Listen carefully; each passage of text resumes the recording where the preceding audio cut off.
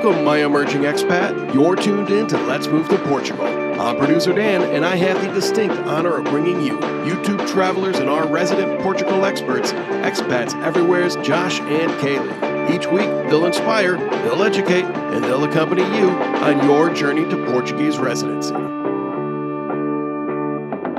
This week on Let's Move to Portugal, Josh and Kalie unveil their exciting new venture, Let's Get Building with Josh and Kalie, a channel dedicated to their vertical community project. Tune in to discover how they're transforming visions into reality.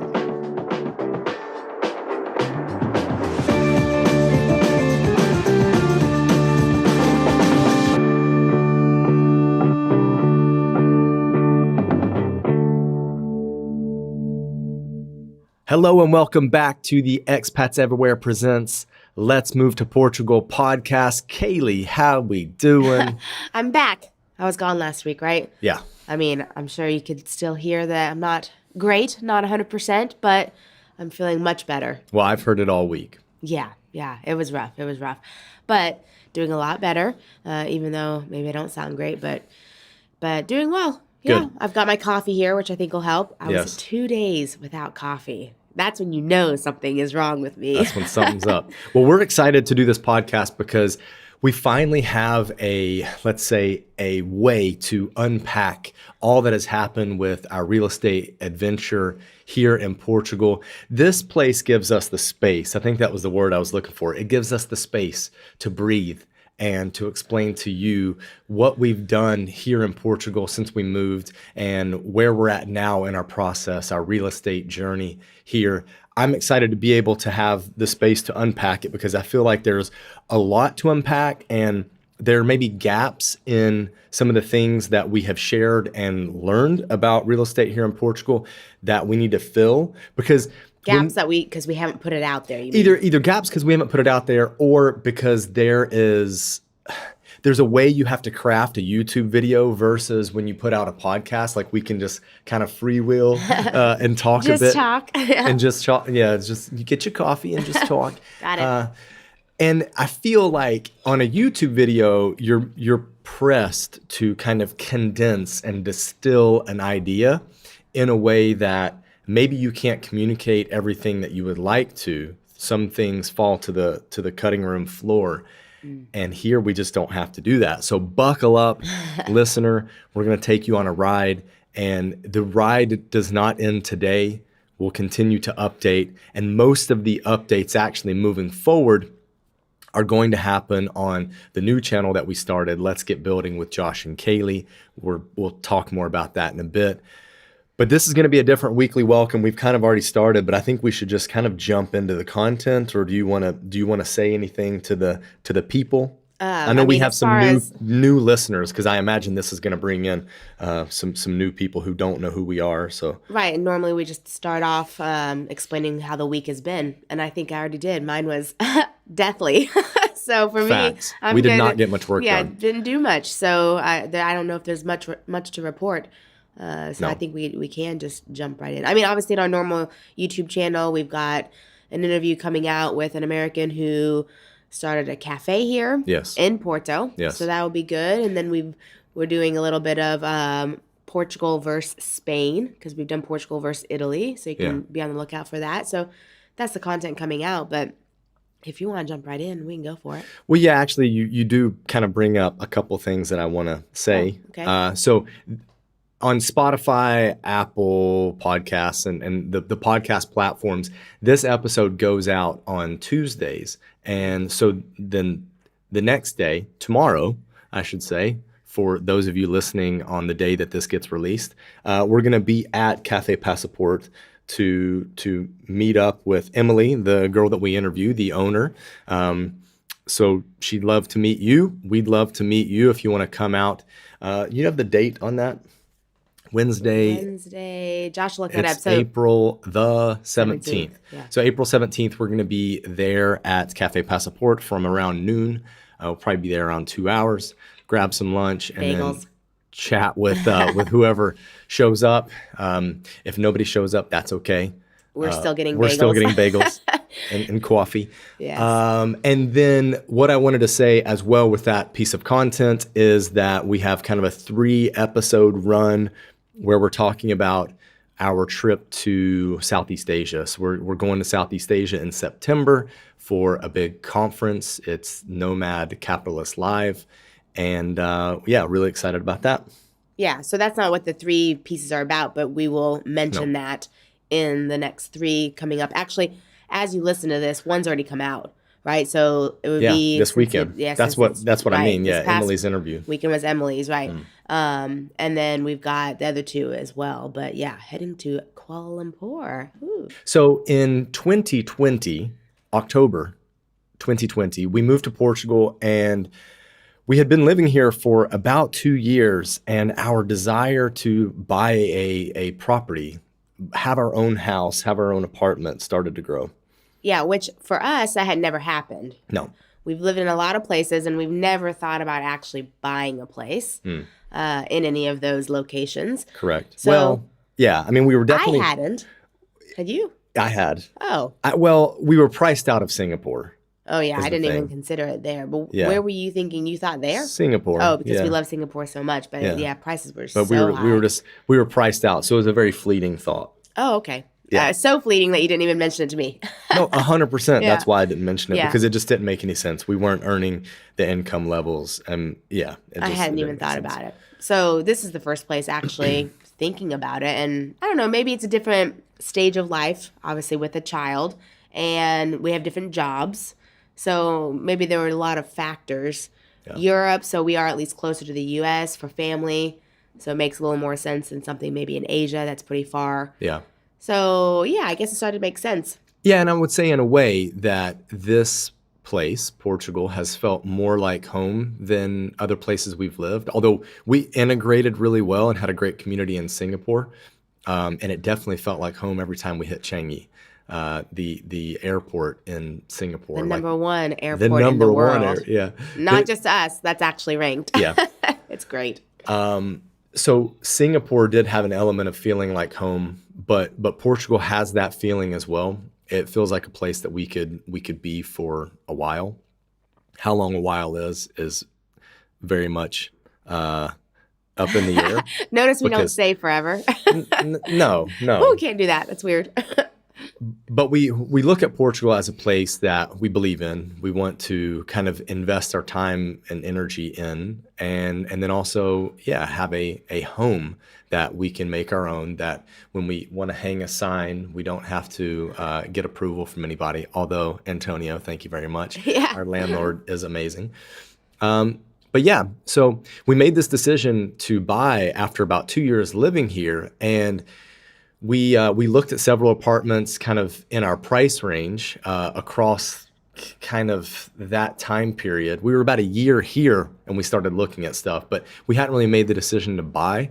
We weren't in a financial position to buy. We had a lot of money tied up in real estate in the US.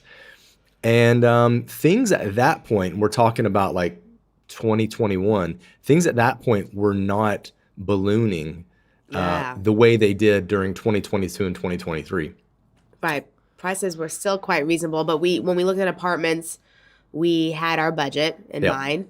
And it's funny, we looked at some really nice apartments that were right at our budget, maybe a little bit above. Yeah. And now those would be so much more expensive thinking about it. Some of them double. I mean, crazy. Yeah. But they weren't, I think if they were for us, then like if we felt like this is it, we would have bought it. So it's not like we feel like an opportunity lost. But I think what ended up happening is we started seeing these renovated apartments that maybe were in older buildings. The apartments would be beautiful. They looked great, but they were in older buildings. And so the question kept coming up, what's behind the walls, or what's in the roof, or what's above me, below me? Like, have they renovated recently? The plumbing, the electrical. So that really got us thinking about how good of an idea is this, or now what, right? One of the reasons. I think a lot of things that were done to the apartments that we saw were cosmetic, and it came down to the fact that someone had bought the unit in a building And they were like, well, I want to make this more presentable, more marketable. How can I do that? And it's like, well, I can paint the walls. I can put new cabinetry in. I can do this thing to give it an aesthetic upgrade. But the structural part of a house is really important as well. So we were nervous about that. And then we started to really explore and get feedback from other people that we know that bought apartments like that. And they said, yeah, everything was good until about, 1 to 6 months in. And then they start finding the problems that existed behind the walls. So we started to think, like, how can we mitigate these risks? How can we mitigate the risk of buying a unit and then the whole building itself turns into Airbnb? And because that was before the law. Yeah, and I was going to say the government kind of took care of that issue, but that was one of the motivating factors for us to pursue the vertical community venture. Right. Because also, too, we weren't super interested in a new build because that obviously would be completely new. We really wanted to find a building that had been renovated, restored, right? There's so much beauty in Porto, and there are so many older homes that need some loving and need restoration, and we want to be part of that. We want to live in something like that, not necessarily live in something that had an old look, but maybe the facade was an older look and the inside was updated. So we were looking for something a bit more like that. So we didn't really pursue new builds either. No, right? No, not at all. I mean, I think one of the things that was a big impression on me is that the further we got into content creation here in Portugal, and like realtors reaching out to us wanting to film and having developments they wanted to show us and stuff to possibly get on videos, we started to see new developments, not new builds, but developments in old buildings, like historic buildings, where the facade was phenomenal. And then inside, once you step in, there was elegance, modernity, luxury, charm, like older world charm with some of the details and features. Very well blended all together. And it made you feel like, oh man, this is like kind of the high life here, like living in the city in this old historic building with the modernity that you kind of look for nowadays. Yeah. Right. So all of these things kind of had a big impression on us in terms of what we wanted to look for. And then it was just a matter of like, well, how do we pull this off? And the thing that kept coming to mind was to just kind of do it as a social experiment and a collective. Like, can we bring people together to harness the power of like cash and kind of throw at this project?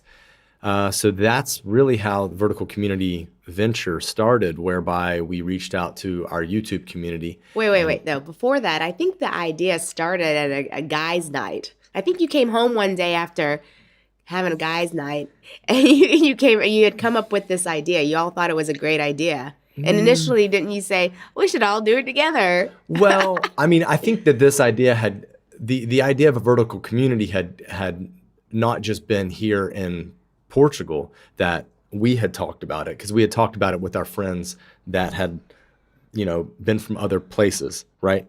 Zach and Sam, shout out to you guys. Yeah, lived like other expats we've met along the way. Yeah. But I think that the idea really came up. You did come home one night and talk about it. Yes. So there is an element of that for sure. But I very much lead these kind of crazy, wild ideas in our relationship. This is true. I'm the visionary, if you will, and Kalie's the integrator. So there was a conversation at a dude's night, and I don't know how serious the guys were. I mean, I guess now we know how serious the guys were. Not very serious. None of them are bought one, yeah. But I think that the feedback that I heard from them is it was interesting and they were into it, but I didn't necessarily think that it was going to happen with them. But that's just too difficult. So we reached out to our YouTube community and did all that. Who is really interested, right? Yeah.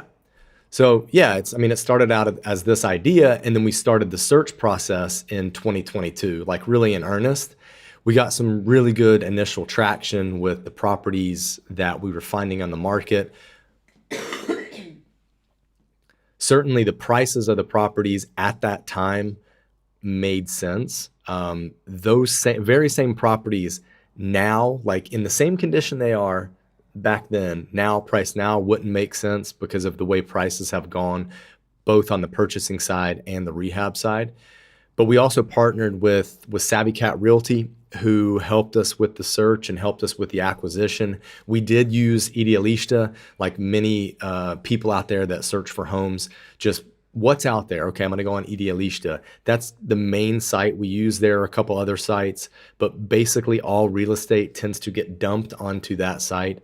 And it's the Wild West on there. Dumped. That's a really good way to put it. That's the way to put it. And then in the whole process of this, we just continued to learn about the real estate here in Portugal, whether it be through reading stuff, talking to realtors, talking to real estate experts, just digging deeper into kind of what all the messes and complexities there were in real estate here. Right. So I'll just say we had a really good and have had, I mean, they've helped along the way, a really good relationship with Avycat Realty, good experience. So if anyone's interested in seeing how they can help you, then you can contact us and we can introduce you. Yeah. They've been good. Avycat was an excellent resource for us, and it wasn't completely flawless. There were problems, and I think it's fair to say like some of the problems we ran into with them had to do with staffing. We certainly had an issue that arose with one of the employees that was basically our case manager, when we call it that. I guess our go-to person. I don't know. Yeah. So our main contact point here in Porto, he suffered an injury in a motorcycle accident. So then we kind of like lost that contact point. We were given a new person. That person was then having to deal with 2 workloads. And then they were having to onboard this other person to take over our initial person's workload. And it just became like, okay, who do we talk to? So that happened for a couple of months, but it all got sorted out. And obviously, like, these things happen. Yeah. It is life. But we had a close enough relationship with Anna, who's the CEO from Avycat, where she very much kept us in the loop to the best of her abilities. And overall, would definitely recommend Avycat. Yes. Yeah. We do recommend Avycat. Mm-hmm. Yeah, they were great helping us with the search. I mean, so the first person we had, and he's okay from the motorcycle accident, but what was nice is a lot of stuff wasn't listed. You'd find things on Idealista, or sometimes we'd walk around because we were very specific the neighborhood we wanted. So he would actually walk around and he'd see buildings that didn't have a for sale sign but weren't going anywhere, right? And he would knock on doors and try to find out, like, how can I contact whoever owns this? Yes. So that, having that type of resource, and they still do that. I mean, obviously he stepped away and then they brought someone else in who she followed us through the rest of the way, was there at the signing and everything. Mm-hmm. She did that stuff too. She was, so it's great that they have, locals who are able to just chat with like the neighbors and stuff and try to figure out what's going on, because a lot of stuff is not on Idealista. Yeah. I mean, there is a lot that is, but there's a lot that's not. There'll just be a for sale sign on the outside of a property with a contact number, and that's it. Like, you don't know what it is that's being sold. It's just like this building. It could be the building. It could be an apartment in the building. And how many times did you call one of those numbers and no one picked up? No one picked up. Man, there's a great piece of land in Competence. No one picked up. No one picked up. Anyway, so they've been great. So then moving on, are we getting to where we sign or not yet? Well, no, not yet. I mean, we ran into some issues during the search because the search criteria that we had was so tight due to one of the people that wanted to invest with us, wanted to invest in this collective. Initially, the idea was we collectively invest together. We didn't know whether or not we were going to have to form a company or how that was going to work. But we felt like it was going to be okay to cross that bridge when we got to it, instead of like going ahead and forming a company and formalizing the partnership among the people who were interested in investing. And we had 3 other families that wanted to invest with us. And one family had a very, very difficult search criteria, like box to tick off, which was they needed their apartment to be all on the same floor and at least 100 square meters. And if you know anything about Porto, the city center, a lot of the buildings are long and narrow, and the footprints are not 100 meters. So that was our most challenging thing in our search criteria. And inventory was low, period. Like in the neighborhood we wanted to buy in, near the street we wanted to be on, or on the street we wanted to be on, search criteria was low. Prices were continuing to rise during this time period. But then in early 2023, we finally identified a place, actually revisited a place that we saw earlier, and we revisited it because the family that couldn't be in a place that was less than 100 square meters dropped out. Yeah, and actually in the meantime, I think we picked up a new one, and then a couple others dropped out too. Yeah, so end of the day, chopping and changing. Yeah, end of the day, we basically had us and another family that was willing to kind of move forward together. Right, and I think once which is important for later in this story. Once it got real and we were like, okay, we have the place, that's when I think some people were wavering, I guess you could say. No, right? 100%. I think that's a very accurate way to put what happened. It was like I revisited this place. We felt like being on the ground, it was the right place based on availability, based on what it was going to cost to acquire it and rehab it, and the permits that were already on the property. So like the projected timeline from purchasing to finalizing or moving in was good enough to where it was like, this is the place. And if this isn't the place, guys, there's no place right now. Yeah. I mean, it had been, 2 years that we had been looking? Year and a half or so? Year and a half, yeah. And while the location wasn't on our favorite street, it's still in our favorite neighborhood, and Correct. It's in a really good location. So while that, we had to say, okay, do we want to give that up? It made sense with all the other boxes, I guess, being ticked. Everything else looked good. Yeah. So we're like, all right, we're ready to do this. Yeah. And some people dropped out. Yeah, exactly. But we felt confident enough because of the price, the like initial price that was being offered, that we could actually at least acquire it ourselves. We didn't have to go through the kind of partnership agreement, form a company or form an LLC or LLDA, I believe is what it is here, to then move forward to acquire the property using a company. We could do it personally under our names and then move forward with financing the rest of it.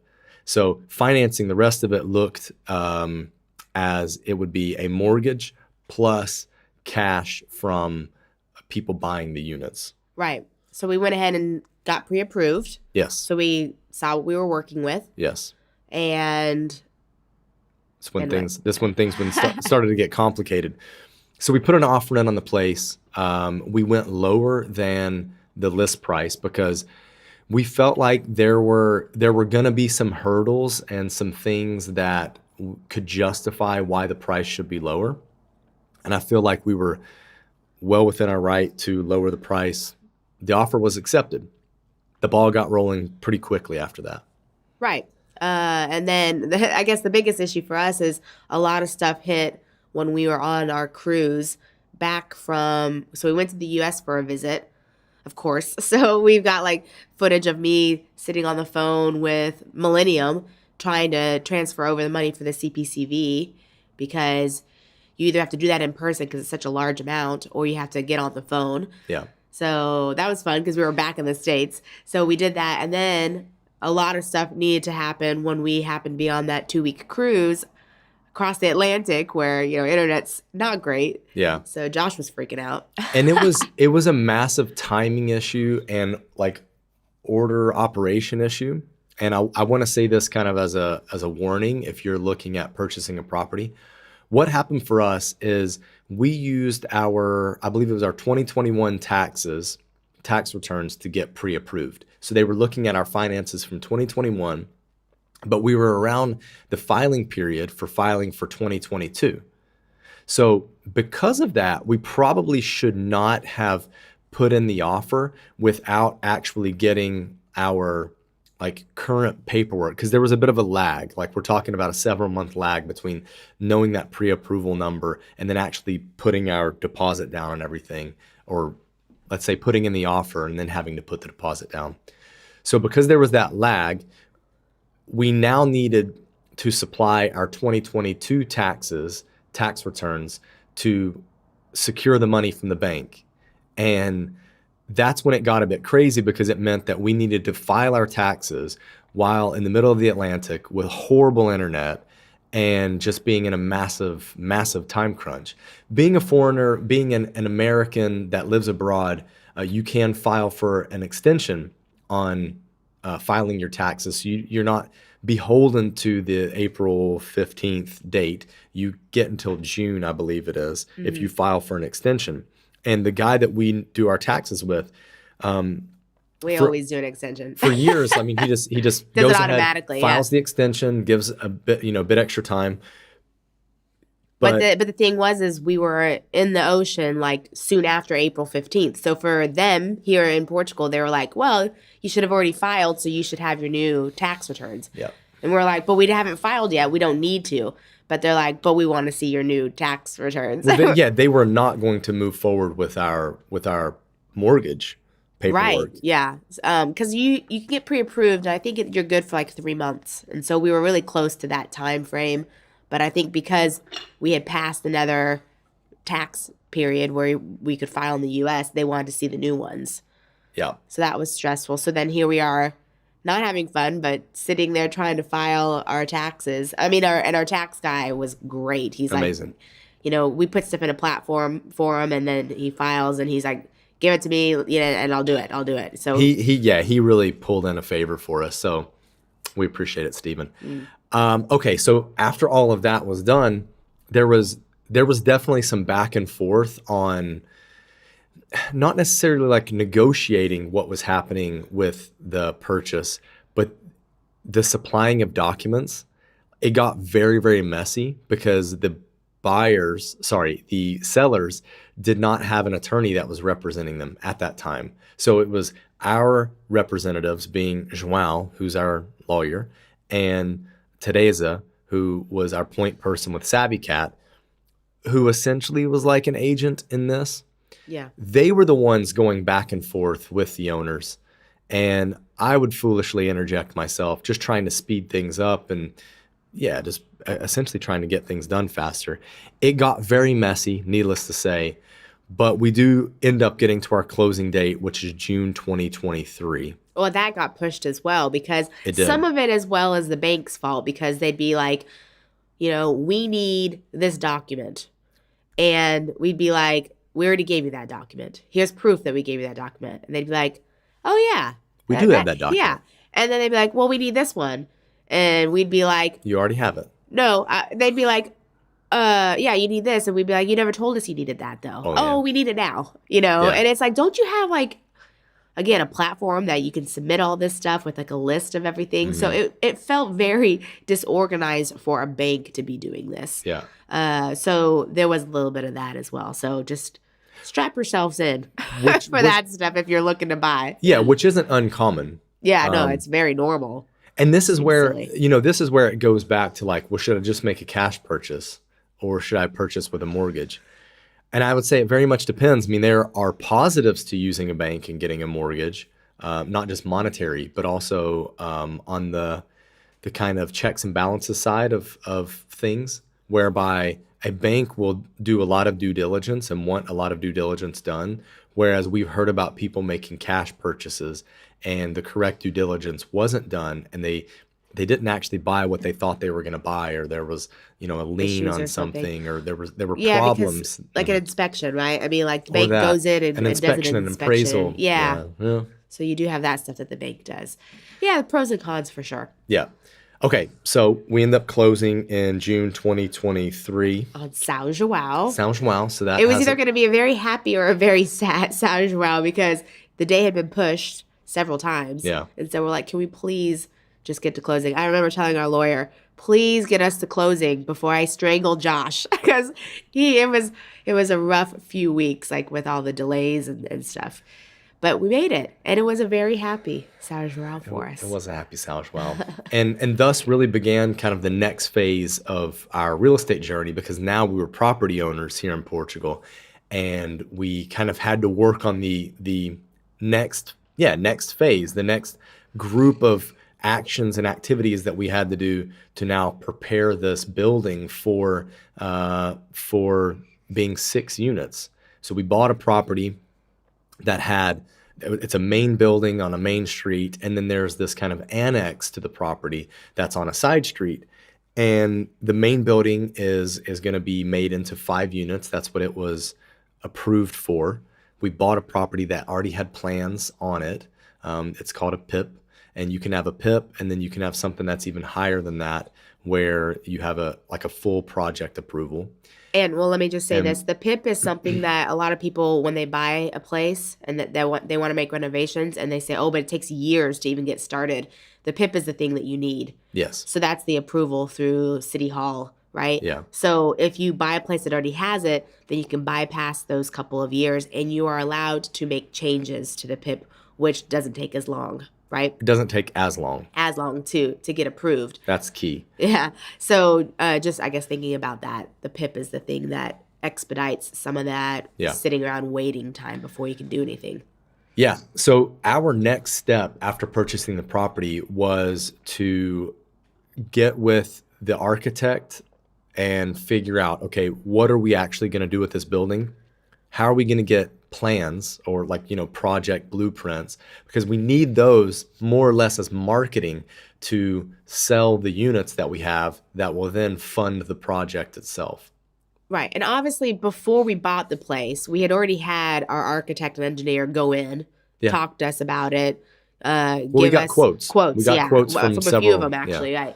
So we didn't just go into that blindly as far as like how much stuff should cost for materials and price per square meter and everything. Yeah. So we had done all that, which is how we knew that pricing would be good for the purchase of it. And to give you an indication of like what those prices were, this was 2023.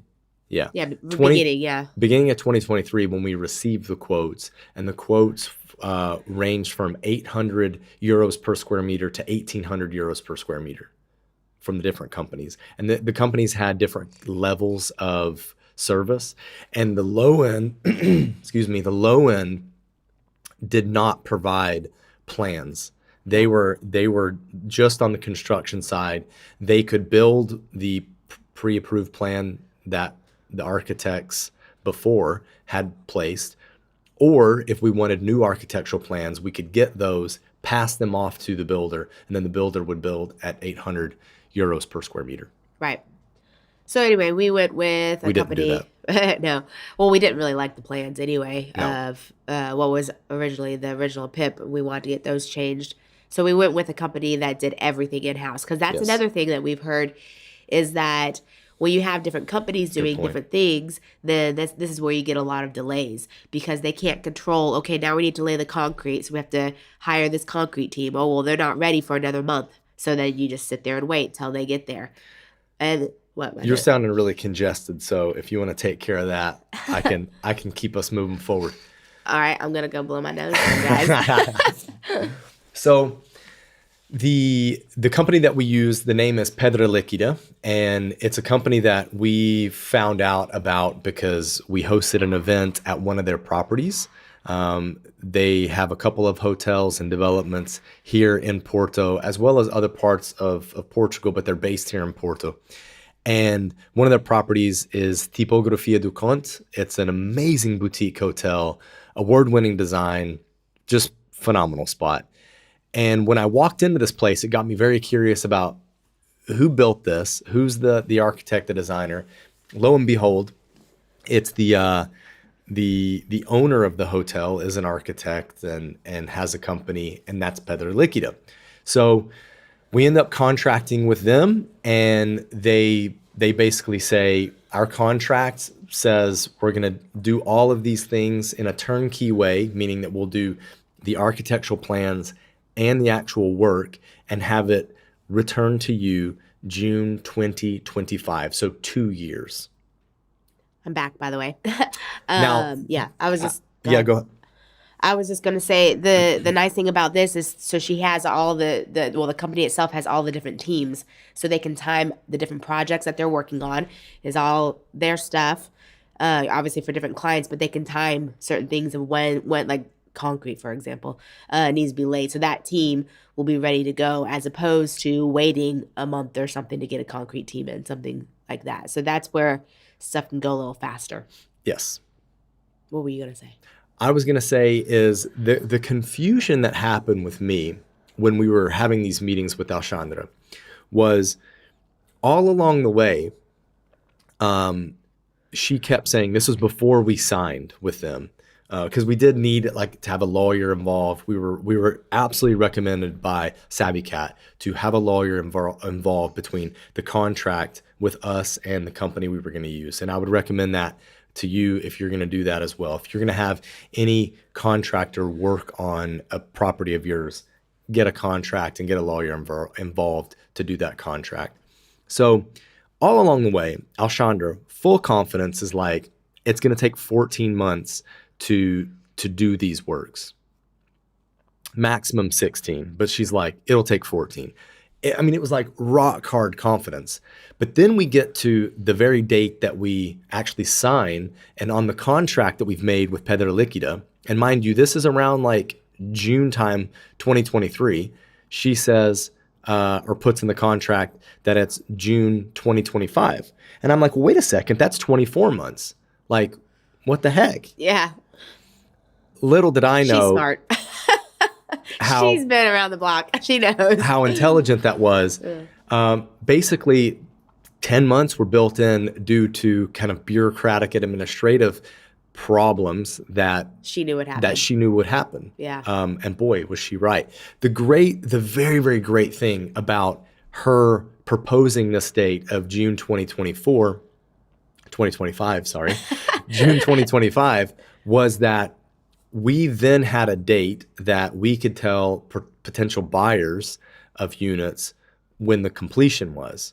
So instead of like really, I don't know, cutting our time and making contracts with people for 14 months, it was it's going to be June 2025. The projected date, yeah. Now, those of you who've already done real estate here in Portugal and done properties, projects, you're probably like freaking out right now because you're like, no way, it's going to run over. Like you're going to have disaster after disaster. You could be right. We don't know. Like, this story isn't over yet. But the next phase for us became selling the units, right? We didn't have any funding. Yeah. We needed money. We had our own cash. We had the cash from the other family that was investing with us, but we needed more money. Well, yeah, of course we needed to sell the units to help fund the construction. Yeah. Which we did.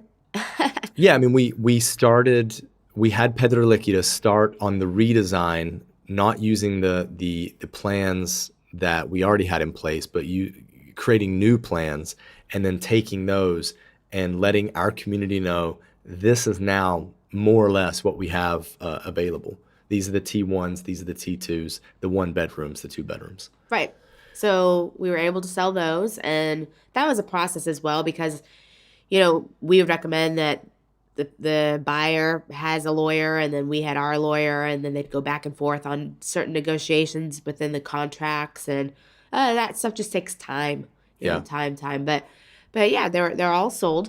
So they're all the ones that we want to sell are sold, and then we could get going. So we thought.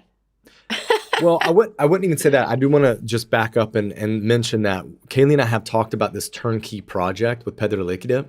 And essentially what that means is it means that they're doing both the architectural component and the project works component.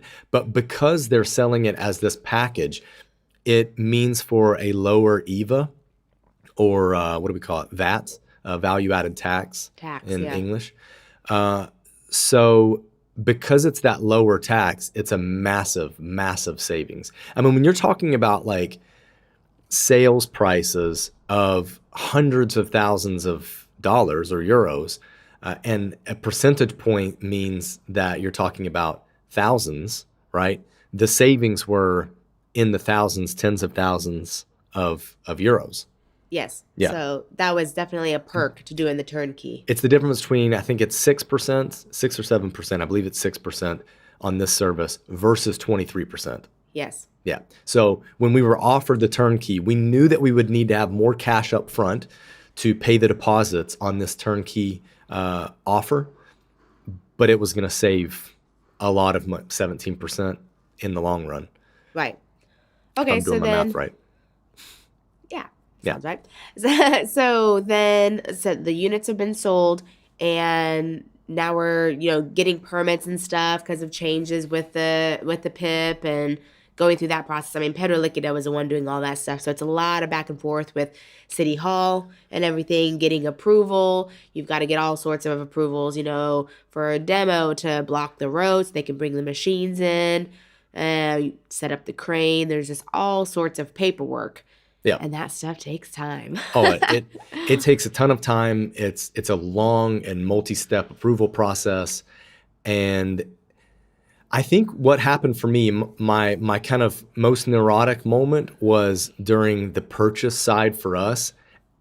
I was very anxious about it. We actually made a video about it. We'll link it in the description section, or show notes. But the process that we've been going through over the past several months about getting new approvals has been much less. Yeah. Like much less stress. I have a lot of trust and faith in Alchandra. She keeps saying we're still on target date. And that's the crazy thing is like every month that goes by and we haven't started demolition, or demolition hasn't started, I'm like, Alchandra, are we okay? Are we still going to make the June deadline date? Because we have contracts with other people. And if we don't meet that date, there could be repercussions. So she just continues to say yes. She's like, look, I've built all this in. And that's when it dawned on me. That's why you said 24 months, but you said it'll take 14 to actually get the works and everything done. Right. So then it's around November time. All right, we can get going. But then we discovered this thing, Aru, right? Yes. You want to explain what that is? Aru is let me see how to put this in a way that will make sense easily. Aru is an acronym in Portuguese, and it's basically talking about a rehabilitation urban area whereby if you rehab a project in this area, there are tax incentives. And the tax incentives can be getting a tax refund on some of the taxes you paid when you purchased the property. And those transfer taxes in Portugal are no joke. Like in the States, we pay transfer taxes. We pay taxes when we first purchase a property. And then you have your annual taxes, your property taxes that are generally high, I would say, depending on what city or county you're in or state. In Portugal, it's very front loaded. You pay a ton of taxes up front, but then after you own the property, the annual property taxes are, by American standards, like ridiculously low. I mean, I'm talking like a couple hundred a year. So for this reason, we wanted to pursue this Aru process because it meant that if we were approved and our building did fit the criteria, but you have to go through a couple stages of approval. But if we are approved, we're talking about getting back a couple tens of thousands of dollars. And not only that, but the first person that you sell the unit to is also able to get either that money back or discounted, whatever, or it's not at all. The tax is not applied at all. Yeah. So because of this, we kind of reached out and let the buyers know, hey, this is the process we're going through. We're going to have to delay starting demolition, but it could save you 10, 15, maybe 20 grand. Right. It definitely seemed worth it. One of the big things is they're backed up with, they have to send someone out to take a look at it because you have to prove that you lifted up to a certain level. The energy efficiency is raised. So they said, a lot of people take pictures and videos, but you're not technically supposed to do that. So they could be like, this isn't valid, even though there have been cases that it's already gone through with that. So we didn't want to risk it because obviously we have loads of videos and pictures of it, so we could show how much better it got, right? But we just decided we should wait for someone to go out there. It made more sense. So that was just more waiting because you have to schedule that. And they're backed up. So well, not only they're backed up, but it's also the time of year. We're coming into like the massive holiday period when we're applying for all this stuff. So, business days get shorter and shorter. The number of business days during December and beginning of January are cut like crazy. And then the person who was assigned to us got sick, remember? And they had to reschedule for weeks later. Yeah, we had a date and then that person got sick, so it got pushed another 2.5 weeks. That's when I started to get really annoyed and I freak out, maybe a little too strong, but I got close. I didn't freak out. The freak out was with the purchase. That was a freak out. This wasn't as bad, 100%. So demo finally started in February of 2024, but then we found asbestos. Which we knew that was a high possibility that it would be found. Petter looking at it knew that. And it was a small amount, but still, there's more paperwork. Yeah, but the problem is like you have to get an official approval to have the asbestos removed, like a safety removal approval. And that was another like several week process to have that done. Because also too, there's they have to set a specific date because a police officer comes out to like facilitate and monitor. Yeah. And right now the police officers are on strike. Yeah. So there's less working. There's less working, less availability, and just an absolute mess. Just another slowdown. And kind of the last hurdle we've run into is that we lost our position to have the crane raised. So like you have to have an approval essentially. And a police officer for that too, yeah. To have the crane built, right? They don't just rock up with this like 100-meter crane and just boom, set it straight up. They have to build it. And we lost our position to have that built, and we won't be able to get that approval until I think it's April 18th. So that's coming up. In a couple of days. You need approval. No, like it actually goes up. It's been approved, I thought. Well, I think it just got approved, and that's the thing that we just paid 1,700 euros for. So it's been approved, and it's supposed to go up soon. Yes. So I mean, demo has started, and that's where I guess I want to tell you that our first video on the new channel that's going to be documenting this rehab process, Let's Get Building with Josh and Kalie, that is going to take a look at kind of our first days of demo, and I'll catch people up to date on this story in the condensed way and kind of what we were experiencing in the moment, because we filmed all of that stuff, showing up to the property, thinking things were going to get done, nothing had been done. Nobody's there. Like, wait a second. Yeah, so we're actually moving forward. Like we are building, breaking things down to soon build up. So that's where we're at now. Kalie, what have you learned in this process? Patience. No, I don't know. I'm not really freaked out the way that you have. I've been very calm through it. And I think it's because Alshanda has been very confident. So I've really just said, okay, she should know what she's doing. She's been doing it for over 20 years here in Porto as well. So she should know what she's doing. I think she knows what she's doing. And so she's been calm. So I've been calm. So I guess the learning process for me would be, it is really important to have a lawyer, to have people in the industry. It's worth the money to hire that. I think doing it yourself just will lead to disaster, because it's a new, if you're not from here, you don't know exactly how it works. But there's just always someone you have to talk to, something you have to do. So if you don't speak the language fluently, then you're going to have difficulties there. There's all these little appointments you have to go to. So having someone there with you is much nicer than trying to navigate it yourself.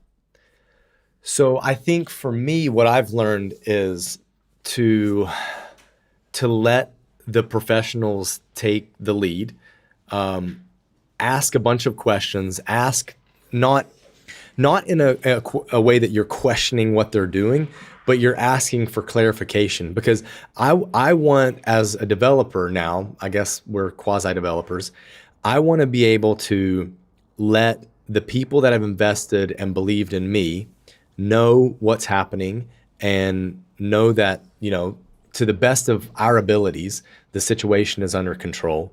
And really, it's the government side of thing that just slows everything down.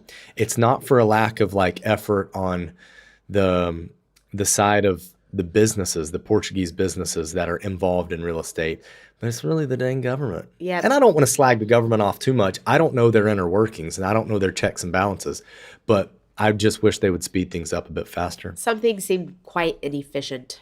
Yeah. So I always find that with governments, though. That's true. With right. administrative, bureaucratic stuff. What's been the most challenging thing that you've noticed in all of this? The government.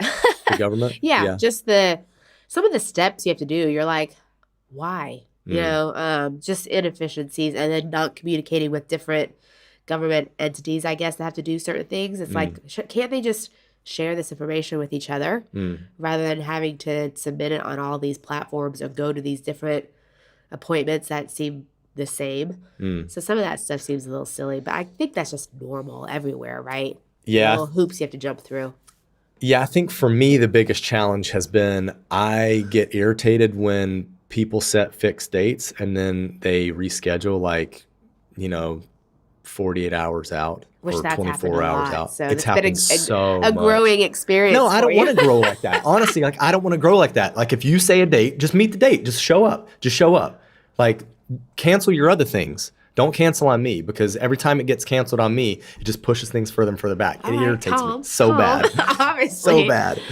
All right, moving on. What's been the most stressful thing for you? I mean, in the whole process, easily was at the purchase side of things. Yeah, I made crazy. mistakes that that just stressed me out, because I don't like to be the guy to set a date and then have to push things back, because I know how much it bothers me. Yeah. You stressful? You haven't been stressed really at all. No. I feel like you don't understand the weight of the heaviness, the weight of this, not the WAIT weight. No, the confidence. Okay. So also throughout this, which is why I think it's important to have a lawyer who's Portuguese, he was very comfortable and confident as well. So the fact that he was like, it's okay, this is normal, made me feel okay. but also he's not confident about the completion date.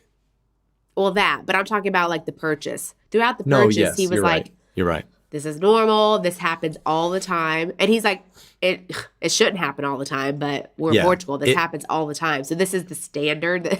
It irritates him that that's the standard. Like he hates when the excuse, and Anna with avycat hates when the excuse of like, well, this is Portugal, is made. Like they both get irritated by that because they expect more out of their country, which is cool. I think things will change when that happens. When more people kind of take that mentality, definitely, then things will change. So who's helped us the most in this process? I think we have to give a couple shout outs. Yeah. Right? Oh, yes. So I would say Raphael for the mortgage. Amazing. Was great. Working with him was so easy. So and he was the one really during the whole process of getting paperwork to the bank. He didn't need to kind of be in and amongst it, but he just put himself in and amongst it and was like, guys, we need this, this, and this. We've already sent this. Let's go. He was pushing it. Yes, and he was pushing the bank as well. So if you would like an introduction with him, you could email me. I'll introduce you. He was good. Joao, our lawyer, also if you want an introduction. Actually, anyone we talk about, if you're interested, then just email us and we can introduce you. Yeah. He was great as well. I really liked Walnut Construction as well. It was a company that we didn't use, but we got a quote from them. Pedro was really easy to talk to, get on with. I think the big thing with them was they're based in Lisbon as well. So yeah, they have an office here, but I think it was also price, because for us, one of the things that we wanted to do was to keep the price per square meter as low as we reasonably could. And it was just a price thing. So that we could sell the units at a reasonable and not inflated price like we were seeing. Yeah, we want to fight against this kind of inflated price. And granted, we wanted to try to keep it around 3,000 is what we were looking to do, it became very difficult. I mean, the current market is like 4,000 plus. I mean, 45, I think, is kind of the new norm. 4,500 euros per square meter on a project kind of similar to ours.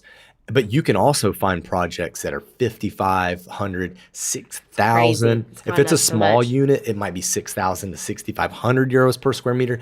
It's bonkers. It's too much. Like at the end of the day, like I love Porto, but this is Porto. I mean, those prices don't match up with kind of the street level economics of what's happening in the city. Right. So Walnut was good. They were really good. We really liked them, but just with pricing, and then, I mean, for us, Pedro Liquida, since they've been here doing it here for like 20 plus years, they know people. Connections in City Hall. So I think that helped, sway it a little bit as well. But Walnut was a good option too. Yeah. So if we're at this point in the process where we're just kind of starting demolition and development moving forward, if you could, would you do it over again?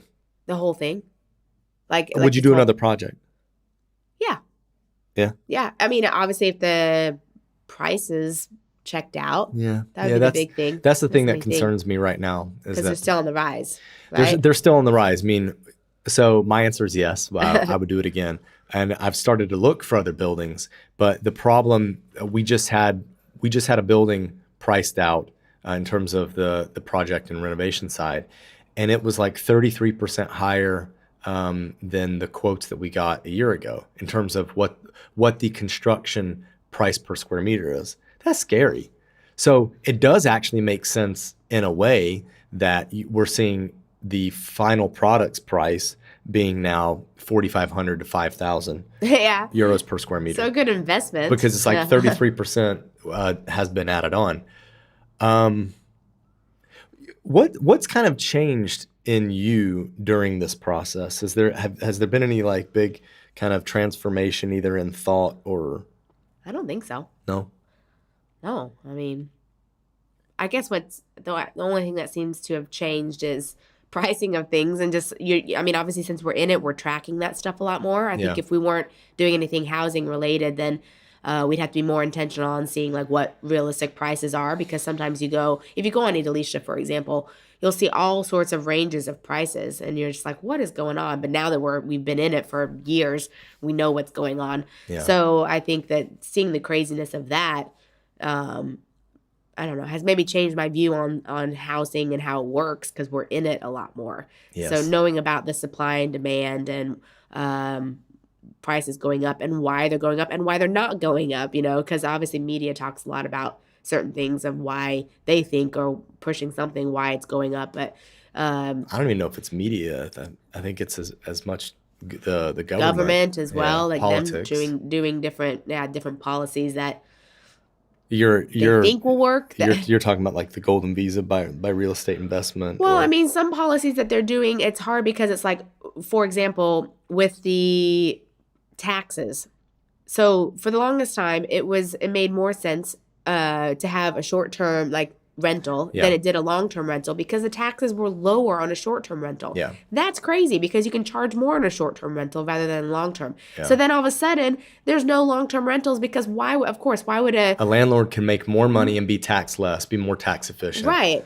So little things like that, but that was a government implementation. Well, now they've realized that. Yeah. So now they're trying to, incentivize to go to long term. So little things like that it's like the government kind of made the problem, and maybe now they're trying to fix it. Yeah. Which is good, but then it's like more policies and legislation, and you wonder, if they're doing it for the right reasons, of course, just like a lot of governments. But so I don't know. I think we're in that a lot more than I would be if we weren't doing our own housing project at this point. Yeah.